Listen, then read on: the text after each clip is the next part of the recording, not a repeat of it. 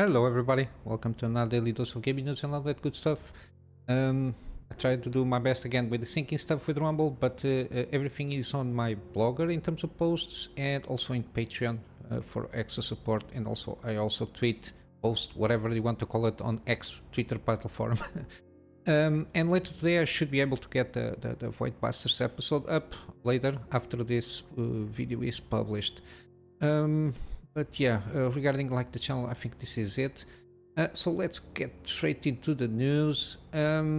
Supposedly regarding the upcoming the rumors of the upcoming kind of refresh of the Nvidia GPUs. Supposedly there was supposed to be the 4080, what they call Super, so it's not a TI. Yeah, and it comes supposedly it will be 20 gigabytes. Memory 6x 320B, I don't know what it is. Let me check. 256 bits upgraded to 320 bit. Okay, 320 bit memory bandwidth. And of course this one is like a cut down version of the chip of the 4090, which sounds good, better. If they want to the prices is another conversation, because supposedly, according to the rumors, they want to put this one at the same price of the MSRP of the 4080, the normal one. And supposedly the 4080 will drop in price. So it's 16 gigabytes, 256 bits, which is not that bad in terms. The only thing is the constraints in memory VRAM, and to a certain degree memory bandwidth, mainly because of when you start putting all the technologies on, it will demand more from the GPU to a certain degree, like RTs and DLSS and fake frames and all that stuff. But yeah, in terms of rasterizing, the 4080, the normal one, this one is comparable to the 7900 XTX. I suppose they want to lower this price to be more competitive with the AMD GPU, and then introduce at the same price point, so around $1,200, beefed up version of the 4080. And I don't know if regarding this kind of specs, because also from the last video that I did regarding United States like banning exports and stuff in terms of technology, which now encompasses the 4090s and some of the Grasshopper stuff. I don't know if it to get around this, so it's maybe on the limit of that thing, so they can sell instead of selling the 4090s, at least they can sell something most approximate to those limits that they have regarding export bans, whatever limitations, whatever you want to call it. But yeah, it's good to see that at least in this beefed up version has a little bit more extra VRAM. Usually it's the 4K with high textures, and then if you play around with mods, it will demand a little bit more on the VRAM in terms of that. And then when it starts reaching the thresholds of the memory, it can't usually starts introducing some stuttering from the part of the GPU. Even though usually stuttering from the part of CPU, it's very hard to get around. Even tweaking with the settings, because usually it's about the game itself being not being properly optimized to utilize the CPU. But then again, you got Windows stuff, scheduling that might be also in that thing. But usually most of the games don't have that issue, except still some. I think Jedi Survivor, Jedi. It's here on the. This one, Star Wars Jedi Survivor, yeah. This game still has some issues in some places, according to the Digital Foundry analysis that they did, and I trust their analysis. But yeah, some more games here and there, I think Hogwarts Legacy might have, but usually it's more GPU dependent. But yeah, I don't see, if you have a 4080, for sure you're well set up, at least for the next, at least until the next generation comes, depends on, because there is a lot of rumors coming out. The 5000 series, but it's still only in 2025. I think they're going to launch, so they're supposedly going to announce a year from now, give or take. But yeah, this is a pretty decent refresh, because it's an upgrade of what they already have. And the 4070 Super, it's a better one because it's also a cut down version of basically the 4070 okay, 103. Yeah, it's a cut down version of the 4080 chip at the moment, with a little bit more beefed up VRAM and some more memory bandwidth, supposedly, according to the rumors. If it is true, okay, it's now being more competitive with the AMD, which is good. I just hope the prices don't get too much higher. The 4080, it's like high-end, so it's a little bit trickier. If you have $1,200, you can basically build a PC to play basically any game at 1080p, entry 4040p. But yeah, the low end is still shitty. I don't know if they're going to try to make something out of it. I think a good move is, I don't know what to tell you regarding this, because they, in terms of naming schemes, they put themselves in a corner because Super is between the TI and the normal version. Supposedly they are going to wait and maybe launch a 4080 Ti, but here on the 4060 side, here they already launched the Ti stuff. So they're kind of trapped in a corner. If they want to ramp up a little bit in terms of performance and be more competitive in that end, even though the 4060 Ti 16GB still goes around $500, which is I don't know what to tell you. $500 for a GPU that 6800 XT does the same and better in a lot of cases. And the fact that it has 16 gigabytes, the way it's set up, it doesn't improve the memory bandwidth. It's like just added memory, and the memory is not faster, because usually how memory is set up, the more memory you had, and if the chip managed to do so, it increases the memory bandwidth, so the memory itself is a little bit more faster, which is not the case on the 60 Ti 16 gigabytes. I don't know if they wanted to add a Super. It will have to be between in terms of these specs here, but yeah, I don't know what to tell you, but at least this revision seems an improvement, which is always kind of good news, and it's the price. With all products, it's a matter of pricing. If the price is correct and a competitive one, it is a good product by itself, even if the specs might not be so good. But if the price is lower enough, it will sell for sure. But yeah, regarding hardware, this is what I saw. I saw some articles here and there. Mainly, it's about like monitors now, telling that 2040 hertz, 240 hertz, it's the new 120. These people, I think, certainly are a little bit out of touch. Most people cannot play even in some games 60 FPS with the. Why do you want a monitor 240 hertz? I don't know what to tell you. At the moment, taking into account all the highest hardware, I think the maximum. I think you're still safe for the next at least couple of years. 4K 144 hertz monitor.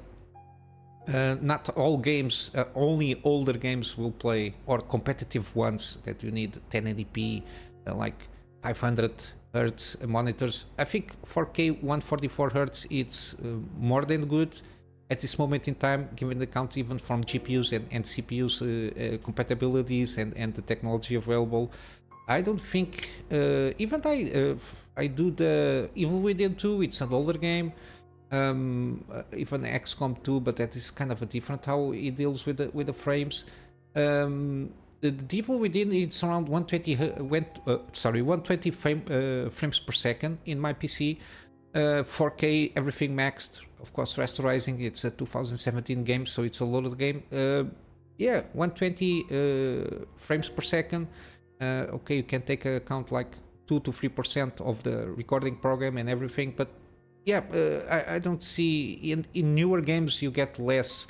To a certain degree, you get less frames per second because of how the game usually take advantage of the hardware. It pushes more, so you don't get that much unless you start thinking around with the graphic settings. But yeah, my opinion, 144 4K 144 hertz, sorry, in terms of monitor. I think it's the maximum for the next couple of years.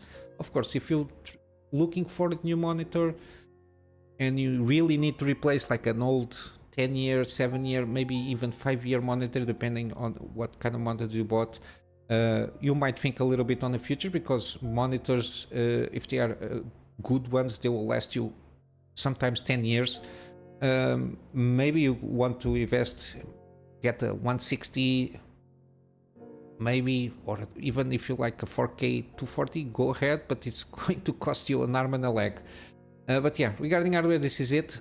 Some gaming industry stuff. It seems to going out some kind of a drama, spicing up stuff here. Sad and frustrating. PlayStation news inbound. This is like, I just saw this.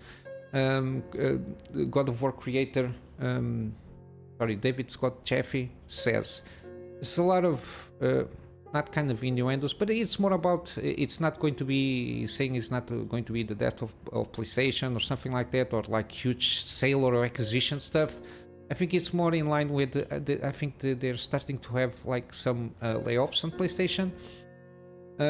I don't know if it is like the treatment of people there, that it's give people let people down in certain ways. I don't know if it has to do something with Santa Monica Studios, because God of War Santa Monica Studios, which is basically I don't know if the fact that it says creator here, I don't know if it is still on the studio itself.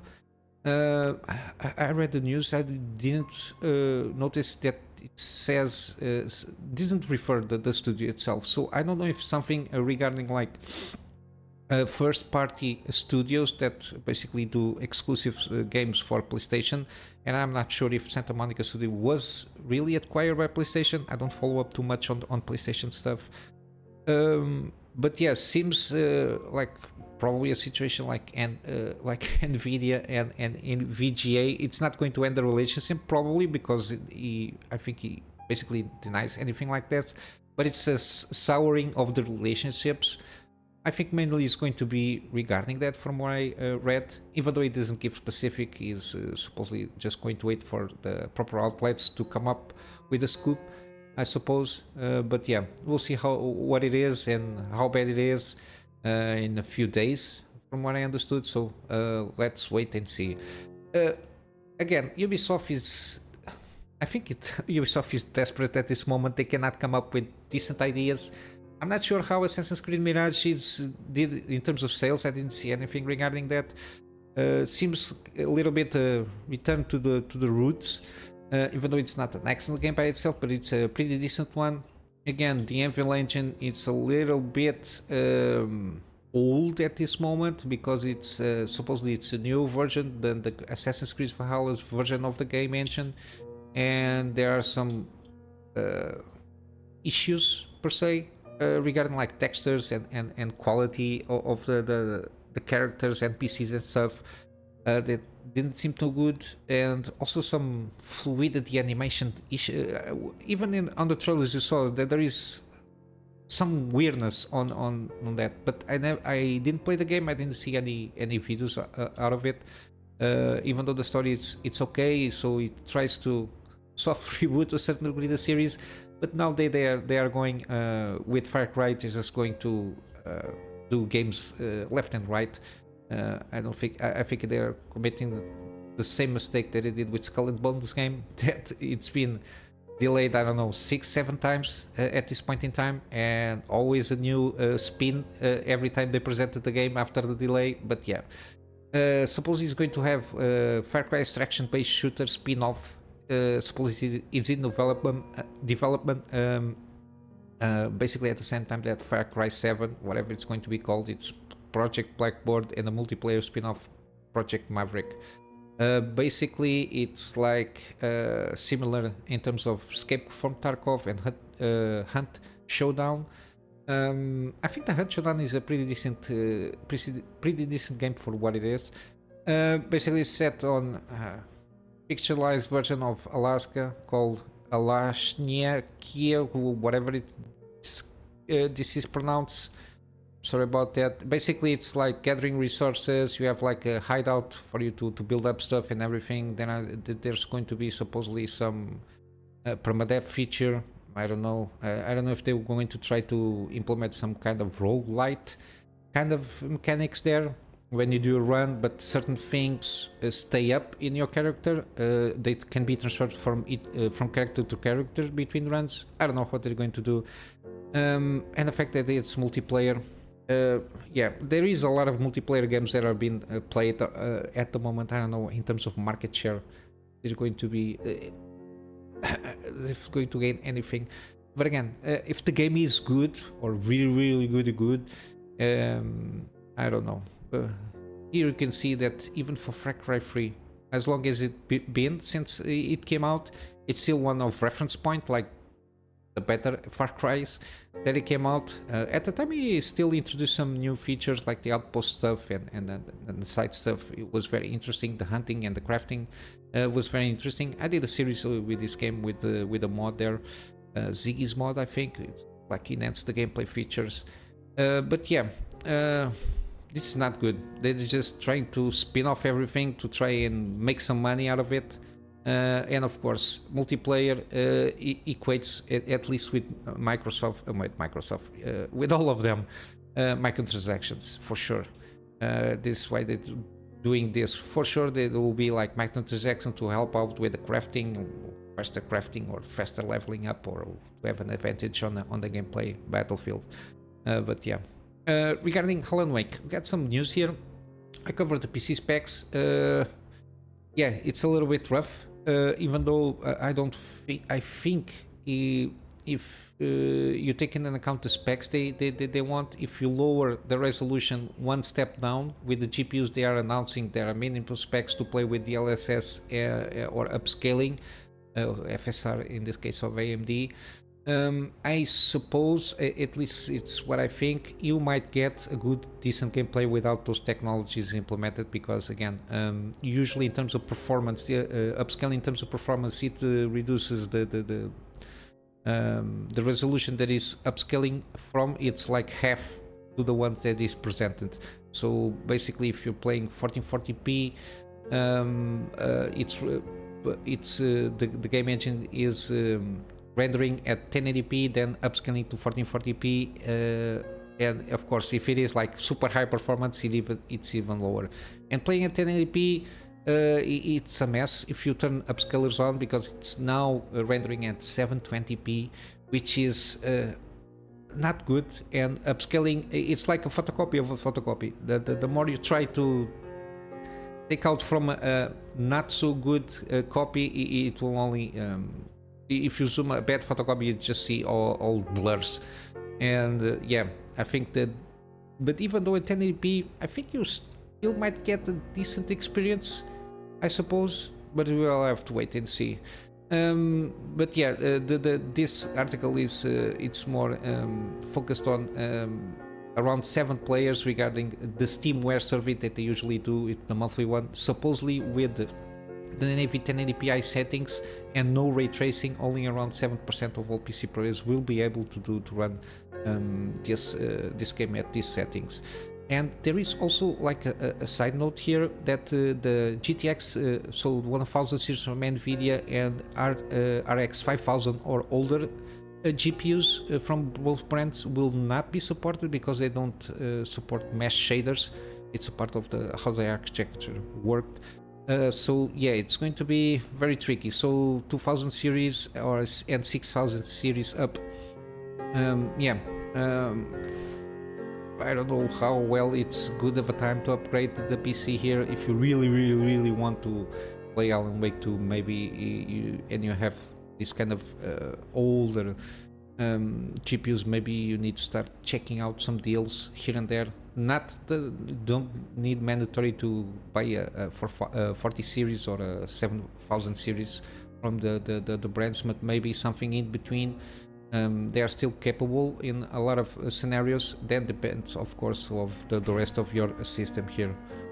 And lastly, from Alan Wake 2, supposedly it's very well optimized for PS5 and Xbox Series. Remedy says it's from communications director.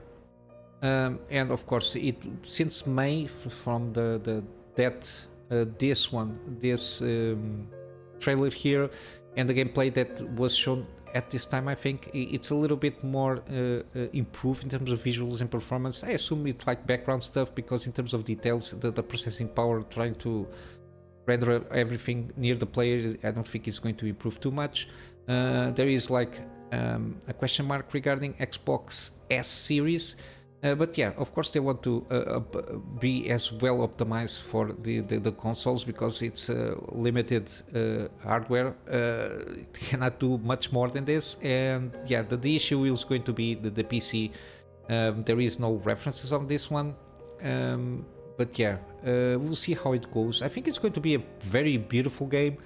It will serve to a certain degree like a benchmark, like Control did when it came out, because it's the same engine, older version of the same engine. But yeah, I hope the game at least is good, and then if it is really good, people will get around it and lower a little bit of the graphic fidelity settings if the game is that good. But yeah, we'll wait and see when the reviews come out. I don't remember when it come out, next month, because they delayed. Yeah, no. Oh, it's this week, October 27. Oh, I think it was to launch September 20. Okay, so supposedly it's going to launch in a few days. So we'll have to check and see when the reviews come out, and afterwards. Usually I like to watch, when I have time, the analysis of Digital Foundry. They do like usually they do a very good like performance analysis of if the game is good, if it is well optimized for the hardware is supposedly been to. But yeah, my main thing is if it is a very good game and at least runs smooth. That's my main concern. So let's finalize here with some gaming deals. We still have the Evil Within 1. It's still free on Epic Game Store until the 26th. And of course, when this one, the sequel comes, I will let you know also. So the Evil Within, I made a series on this one a few years ago. If you want to check out on the channel, it's an interesting game, and it's free, the base game, so it's I think it's well worth it, especially for free. I think it's a good deal here. Also, we got some games from this year. We got Star Wars Jedi Survivor 35% off. Atomic Heart again 44% off, but the gold edition and the premium edition is 50% off, so it's not a huge jump. And I think they already launched at least one DLC. I think it's the Annihilation Instinct, if not mistaken. It's basically the difference here. Yeah, I still need to do the demo here. When I have time, I will try to do some demo stuff, but I think I need to finish one of the series first to have time to record these kind of things here, because I don't know if I'm going to do like 1 or 2 episodes regarding the demo stuff. Not only Atomic Heart, but other games also that are on my wish list. We got Aliens Dark Descent. It came out this year also, 33% off. I think this is a pretty decent one. I think they patched basically everything that people were complaining regarding performance kind of issues and some bugs here and there. I think they are patched up. And finally we got Hogwarts Legacy, 30% off. Digital Deluxe Edition seems pretty okay-ish. No, there is no DLC, yeah. So the base game should be okay. This is just cosmetic stuff. I don't think it's worth $7 here.